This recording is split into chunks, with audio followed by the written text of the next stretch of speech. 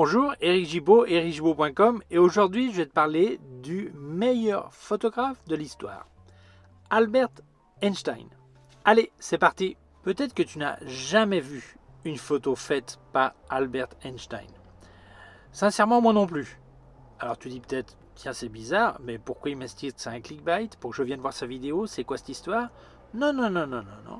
C'est pour te raconter pourquoi je pense que Einstein aurait été un très grand photographe et t'expliquer mon point de vue sur la photographie et comment on arrive à faire une photographie. Voilà, je vais te raconter ça en détail. Alors tu te demandes, mais qu'est-ce qu'il raconte Eric? Qu'est-ce que ça a à voir Einstein avec la photographie? C'est quoi ce délire?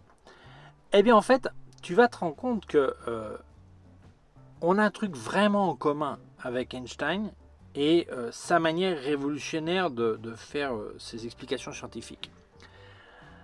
À son époque, peu de scientifiques comprenaient ce qu'il faisait, parce qu'en fait, il avait une manière assez différente de bosser des autres. Alors, je ne suis pas un expert Einstein, hein. Moi j'explique ce que j'ai lu, un truc comme ça, hein. Je n'ai pas fait sa biographie non plus, hein, ok. Mais, bon, en fait, parenthèse, quand on dit qu'il était nul en maths, c'est une légende urbaine, hein, c'est faux. Il n'était pas nul en maths, ni à l'école, ni rien. Il n'a pas redoublé son bac non plus, hein, ça c'est une grosse légende, ok. Donc, alors, au début, il n'était pas compris, parce qu'en fait, à une époque, le scientifique marchait vers l'avant pour trouver un résultat. Einstein, un jour, il expliquait que lui, il avait de l'imagination et de l'intuition. C'est-à-dire qu'il imaginait quelque chose, ou il voyait quelque chose, il imaginait, et après, il cherchait le chemin pour y arriver. Et en photographie, en fait, c'est comme ça qu'on doit travailler. Tu dois imaginer la photo finie, le résultat fini. Sinon, tu vas à l'aveuglette et le résultat est du hasard. Donc, tu dois vraiment marcher vers ton idée, vers ce que tu as imaginé. Donc, Einstein imaginait un résultat possible où il avait une intuition et après, il essayait de, par l'intuition, trouver un chemin pour arriver à ce résultat. Et après, rigueur scientifique oblige, il devait faire une démonstration que le chemin était possible et arrivait bien au résultat. Mais nous, c'est un peu pareil. C'est-à-dire que on doit imaginer la photo, on doit imaginer, penser le chemin possible pour y arriver, prouver que ce chemin est possible et aussi mettre les moyens nécessaires pour arriver à ce résultat, pour pouvoir passer ce chemin. Moyens nécessaires, ton équipement, c'est ton matériel, tes connaissances, les conditions externes, qui peut être le climat, l'orientation du soleil, le moment, tout ça. Mais la technique, c'est la même. Et de la même manière qu'Einstein devait obtenir un résultat, ben nous, on doit aussi obtenir le résultat prévu. Et énormément de gens font de mauvaises photos car ils n'ont pas cette démarche scientifique. La photographie, même si pour beaucoup c'est de l'art, la démarche est rigoureuse. C'est-à-dire que si tu ne veux pas que tes résultats soient du hasard, le coup de bol, le coup de génie comme on dit quelquefois, eh bien tu es obligé d'avoir une démarche. Imaginer le résultat, développer le chemin, utiliser les moyens nécessaires et obtenir le résultat. Et si tu fais ça toujours, tu auras beaucoup moins de mauvaises photos. Alors ça ne veut pas dire que toutes tes photos vont être bonnes, mais déjà tu vas éliminer énormément de mauvaises photos. Tu n'auras peut-être jamais de photos géniales, ok, mais tu n'auras plus de photos fruits du hasard. Simplement, tu amélioreras. Tu auras le temps de faire des photos de génie, ok. Peut-être qu'on y arrivera un jour, peut-être qu'on n'y arrivera jamais. Moi, si j'ai une photo de génie dans ma vie, je serais ravi. Mais au moins, tu commenceras à éliminer les photos mauvaises. Parce que trop de gens suivent l'appareil photo et c'est presque l'appareil photo qui décide quand, tu vois. Alors c'est toi qui dois visualiser un résultat et y arriver.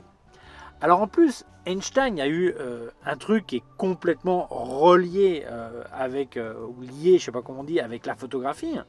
C'est la lumière et le temps. C'est-à-dire que nous, on utilise la lumière pour écrire nos photos et le temps pour décider le moment pour faire la photo. Et en plus, quand on fait une photo, ce temps est figé. C'est-à-dire qu'on vient de faire une photo et ce moment est terminé. Il reste bloqué pour toujours. Et donc là, on voit la relation, l'espace, je devrais rajouter aussi l'espace-temps, mais la lumière, le temps, c'est de la folie. C'est vraiment ça, tu vois.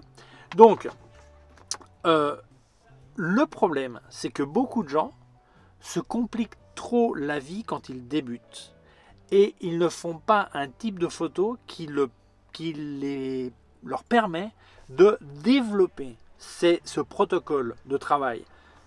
J'imagine le produit fini, je pense mon chemin pour y arriver, je démontre que le chemin est ok par les moyens nécessaires, donc mes connaissances et tout ça, et j'obtiens le résultat. Plus les gens veulent faire de la photo d'action, ou de la photo de rue, ou de la photo de sport, plus c'est difficile de développer ça. Donc commence par des choses faciles. Un paysage, du portrait à la rigueur, des objets, mais développe ton chemin. Quelquefois, si tu fais de l'action, tu as une fraction de seconde pour faire ta photo. Et si tu crois que les bonnes photos de sport sont le fruit du hasard, c'est faux. C'est-à-dire que le mec, il a peut-être eu 1/100 de seconde pour cadrer, composer et obtenir une bonne photo. Mais il a quand même visualisé la photo. Parce qu'il était là, et quand il a déclenché, il a... Alors il dit, ouais, mais t'as la rafale, le mec, quand il a fait le saut à la perche, il est passé au bon moment. Oui, mais le cadrage, il l'avait pensé avant.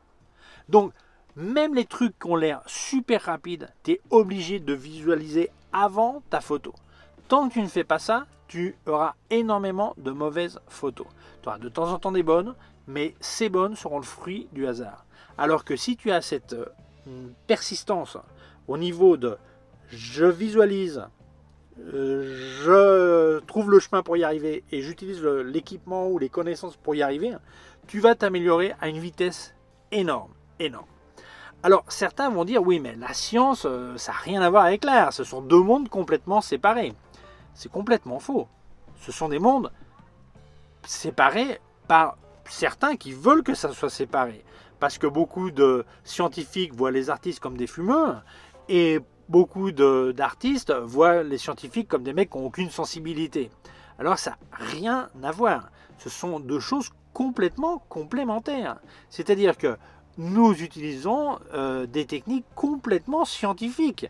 La lumière, c'est de la physique pure. Comment voyage la lumière et tout ça, ces trucs, c'est purement de la physique. Hein, c'est scientifique 100%, ça n'a rien à voir avec l'art.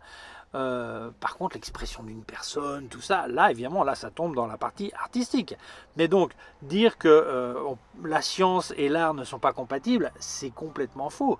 D'ailleurs, il y a des scientifiques qui ont été artistes et des artistes qui ont été scientifiques. Hein, donc, on ne peut pas dire. Il y a même des grands de l'époque. Un sculpteur a quand même un sculpteur ou un architecte, et l'architecture qui est considérée comme un art, enfin, qui est un des arts, considéré déjà, c'est un des arts. Faut quand même avoir de certaines connaissances physiques pour que ça se casse pas la figure non plus, quoi. Donc il y a une relation étroite, tu vois. Donc la même chose quand je dis non, la religion et la science ça va pas ensemble. Ça peut ou ça ne peut pas aller ensemble suivant les points de vue de chacun. Il peut y avoir des scientifiques religieux et des religieux qui sont anti-science et tout, il y a de tout. Donc c'est pas incompatible, ça peut être complémentaire. Donc voilà. Donc c'est un débat qui peut être un peu surprenant, ce que j'expliquais, mais je pense que si tu commences à avoir une démarche scientifique de ce genre pour faire tes photos, tu auras toujours le temps de développer le côté artistique. Mais si tu n'as pas la démarche scientifique de ce type, tu auras énormément de mal à reproduire de manière habituelle des photos avec des bons résultats. Même si ce que tu cherches, c'est des bons résultats artistiques. Parce que je pense que cette démarche, elle est 100% scientifique. Scientifique et stricte. Okay, après, ce que tu visualises comme photo finie peut être complètement artistique. Mais cette démarche est scientifique. Alors il y en a peut-être qui vont dire, mais il devient fou, qu'est-ce qu'il raconte, il est fou ce mec. Ben, peut-être, hein, c'est possible, mais je pense quand même que depuis que j'ai eu, il y a longtemps, je commence à avoir cette démarche, je fais des photos qui me plaisent pas forcément, mais j'obtiens les photos que j'ai prévues. Et il n'y a plus de hasard. Et à partir du moment où tu n'as plus de hasard, tu peux te concentrer sur améliorer les résultats que tu veux obtenir. C'est-à-dire que ton imagination, ta créativité va s'améliorer.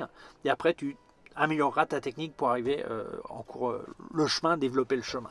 Donc voilà, moi je suis convaincu qu'avec sa démarche, Einstein aurait été un excellent photographe. Et évidemment, l'espace-temps et la lumière, il aurait été un vrai pro, il n'y a pas de doute. Et bien voilà, j'espère que cette vidéo t'a plu. Si tu penses que ça peut intéresser d'autres personnes, je t'invite à la partager sur les réseaux sociaux. Si tu ne l'as pas encore fait, je t'invite à t'abonner à ma chaîne YouTube. Il y a un petit bouton par là et une clochette. Si tu appuies sur la clochette, tu recevras un avis quand je montrerai une nouvelle vidéo. Mon site web ericgibaud.com/fr pour la version en français. Mes cours de photographie en vidéo ericgibaud.com/fr/cours en ligne.